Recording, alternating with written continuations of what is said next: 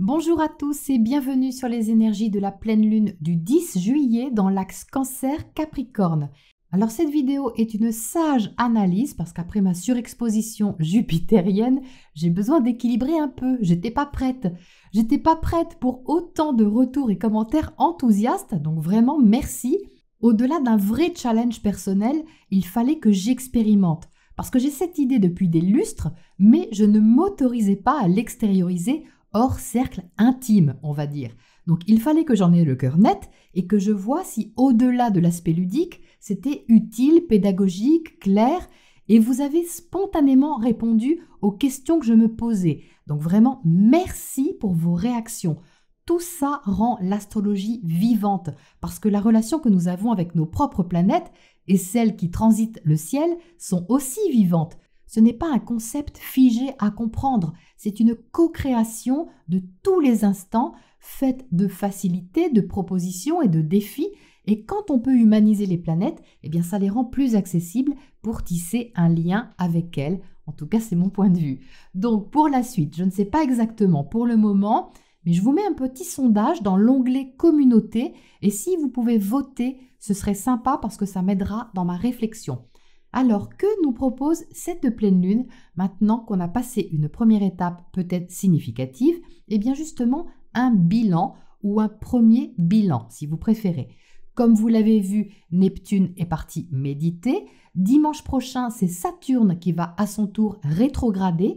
Donc vous pouvez l'imaginer enfermé dans son bureau, en train de retravailler sérieusement sur des fondations.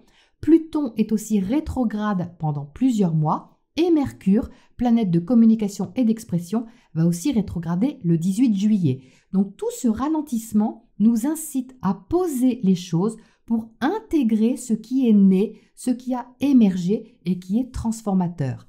Et ça nous suggère de reconsidérer notre responsabilité individuelle envers le collectif, envers les autres, quelle que soit notre situation. Donc au niveau de la carte du ciel, le soleil est en Cancer en maison 6 à l'heure de Paris.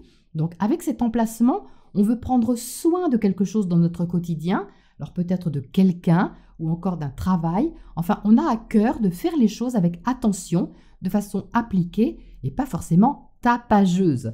On se trouve ici dans un emplacement plutôt discret mais qui se veut efficace. D'autant plus efficace qu'on a un sextile à Mars en Vierge en maison 7.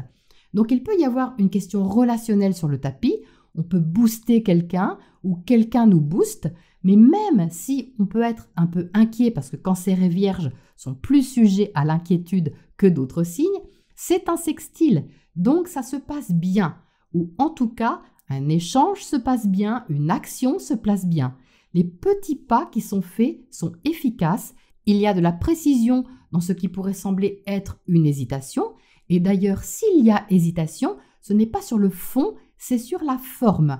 On cherche une solution, on cherche à faire du mieux qu'on peut dans une situation pour la faire avancer.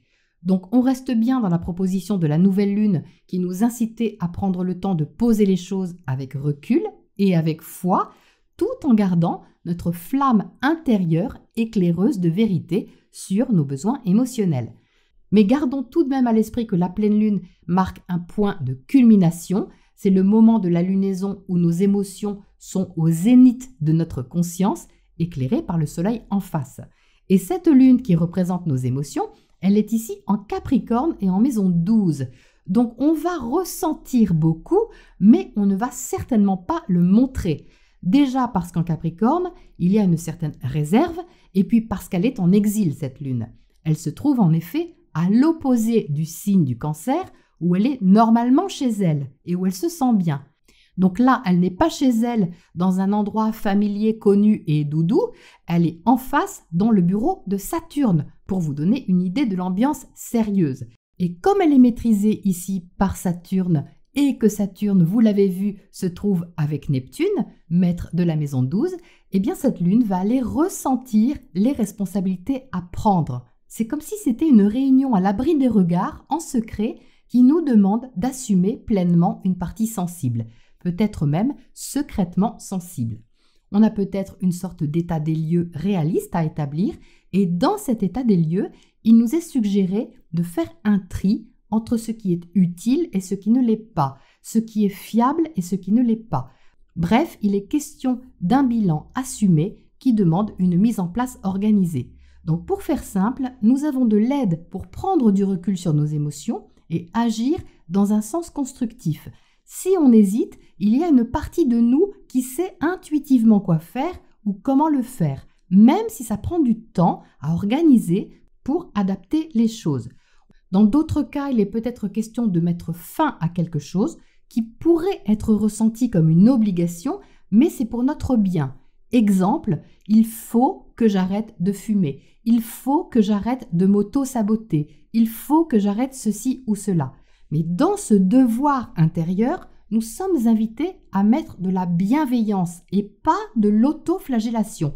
La proposition, c'est d'être au service de ce qui nous guérit, de ce qui nous fait grandir et de ce que nous devons changer pour ça. La conjonction Saturne-Neptune forme un sextile à Uranus qui vient juste d'entrer en Gémeaux. Alors ça faisait 7 ans qu'Uranus était en Taureau, donc autant vous dire qu'on va sentir le vent tourner. On va avoir envie de s'exprimer plus librement, peut-être d'une nouvelle façon, avoir des connexions différentes, plus ouvertes, et notre état d'esprit va aussi changer, se libérer. On va penser d'une nouvelle façon, en tout cas c'est la proposition. Et ça, de façon constructive et soutenue avec Saturne, inspirée avec Neptune. Quant au sextile à Pluton rétrograde, il favorise le changement intérieur, la métamorphose et incite à la renaissance. Et ça passe d'abord par le fait de prendre ou reprendre notre pouvoir personnel. Qu'est-ce qu'on veut? Qu'est-ce qui fait qu'on est soi-même et pas quelqu'un d'autre? Qu'est-ce qui montre notre authenticité dans notre positionnement et nos choix? Comment on peut se remettre en question pour gagner en libération intérieure et extérieure? Eh bien ça va nous travailler fort.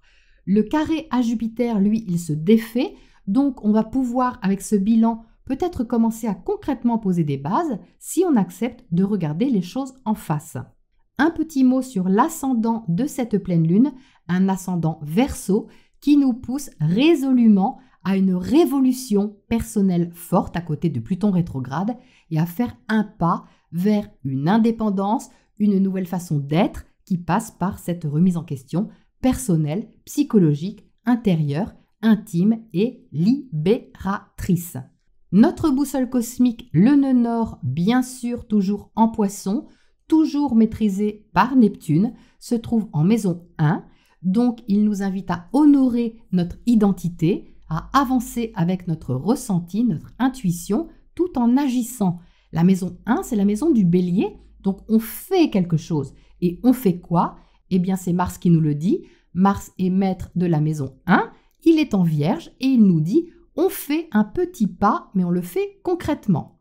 Donc la vidéo astroludique précédente qui présentait l'interaction entre Vénus, Saturne et Pluton peut toujours être ressentie sur cette pleine lune avec un recul qui se veut bénéfique, peut-être pas immédiatement, mais sur un long terme. Un mot aussi sur le carré Mars-Vénus, mais il est large encore, il ne sera exact que le 23 juillet. Ça crée simplement un tiraillement entre notre envie de plaisir léger et un besoin d'efficacité et de concentration efficace. Vénus en Gémeaux n'a pas trop envie de se prendre la tête, vous l'avez vu, et Mars en Vierge pinaille sur des détails logistiques et pratiques. Donc, comme je vous le dis toujours, ce ne sont pas forcément des énergies extérieures, ça peut bien sûr, mais c'est déjà un tiraillement entre deux parties de nous-mêmes. Voilà pour les énergies de cette pleine lune et je vous retrouve bientôt pour la nouvelle lune en Lion. Je vous souhaite un beau mois de juillet et encore merci pour vos encouragements. À bientôt!